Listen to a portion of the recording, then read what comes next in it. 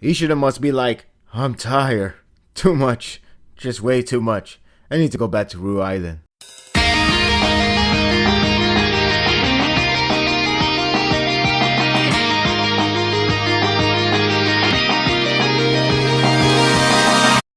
Chapter 87, it sets us back to Rue Island, continuing off with Suzuya squad taking on Corona, as Suzuya seemingly is killed off.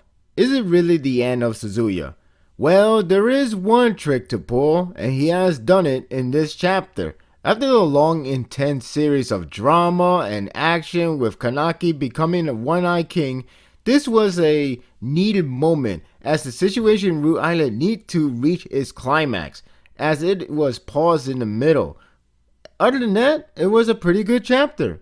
The chapter mainly focused on the action, and therefore the chapter goes by really quick. However, it was a nice action set by Suzuya squad and Corona, just with the psychological battle that she's having in her mind. The idea that she thinks that killing off Suzuya will actually bring down the entire squad. They continue to fight, and you see Corona progressively changes her mind why these people are still fighting, why these people are still continuing even when their master are dead, why are they still going on. But it is a psychological thing that she could not connect, because when she lost her sister, she just went all out downfall, and look where she's at right now. But in this case, the squad's just continuing off, and of course Suzuya didn't really die, but the point is the way how they addressed it is much different from the way Corona addressed her moment. Seeing the part where everyone is laughing at her was actually a pretty sick moment, but I actually really like that capture of vision, because it also shows you that the Suzuya squad is pretty much reminiscing him really carefully, especially with Suzuya was like that, or more still like that. I mean, he is like a guy who is kind of insane, but we get where he was raised, so you understand him. It is pretty amusing. She's just continuing to be in the down, and seeing Suzuya coming back up with a really cool visual of a double page, how he managed to get back up, only to find out that he is wearing Arata, or in this case, Arata Joker. It has an adjustment. A lot of people seems to be confused that why it has a different look from the previous time in chapter 15 of this series. It did address, and it most likely in production of enhancement of adjustment, and seems like it actually belongs to Suzuya. I also like the fact that Suzuya is the one to get this armor, because it's reminiscing to Shinohara, the guy who pretty much trained him to be a CCG member, the guy who pretty much is sensei, or you could even say his father. And I actually really like the fact that Suzuya is the one to get this armor, and it fits him knowing that he's not feeling pain since he really went through so much hell as a kid, and it proceeded with really intense action with every arm getting cut off in pieces, and I do mean pieces. Seeing Corona just being downfall and then runs away. Where is she heading now? We don't know where she's going, we just know she's running away from the battle. Hard to say that she's going back to Amon, or she's actually going straight after Dr. Kanu, because we don't even know what he's doing right now. We know he's in this island, at least that's the mindset that we have right now. We know that there has to be done something. The entire action pretty much focused on the conclusion of the Suzuya squad and Corona, with a pretty impressive arc of these intense feelings from Corona and Suzuya. Makes the fight more dramatic in some form of way. But I do think it's more interesting to know that Suzuya does have a new Quinke and is also heading to Hoji squad, which unfortunately seems like is in having a major trouble. And we see Akira getting choked by Takizawa. What exactly happened to Hoji squad? What happened to the entire combat? Would there any combat even happen? Is Takizawa just invaded as soon as the fight was about to begin? What is actually going on? It leaves a lot of good mystery. Rue Island has been in the middle progress, so it needs to get to the climax, and it's reaching there. We already concluded with a Corona. Did not conclude Q squad, but we know we're gonna get much more out of them very soon. But right now we're getting more and more to the climax. Kanaki's situation is already at the climax. Here we need to get to that point, and it seems like it's actually the beginning of a new volume. From what I was told, this is what makes more sense of why everything is back to the normal pacing. Even if the action is pretty fun with a really great artwork,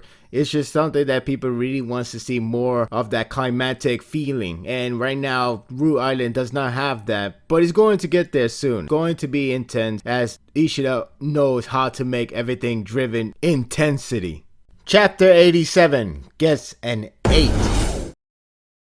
supposedly we do not have Tokyo Ghoul chapter next week. I don't know if that's really true, but if it is, then well, that's a little bit disappointing to know that we left on this cliffhanger, and that is a sign to have Almond to show up. I still enjoyed this chapter, and if there is a week break, well, I could last a little longer. My thoughts are told, don't let yours on hold. Leave a comment below. Thank you for watching this video. If you like this and want more of this, subscribe to my channel, and my world will be yours to stay. Until next time, take care.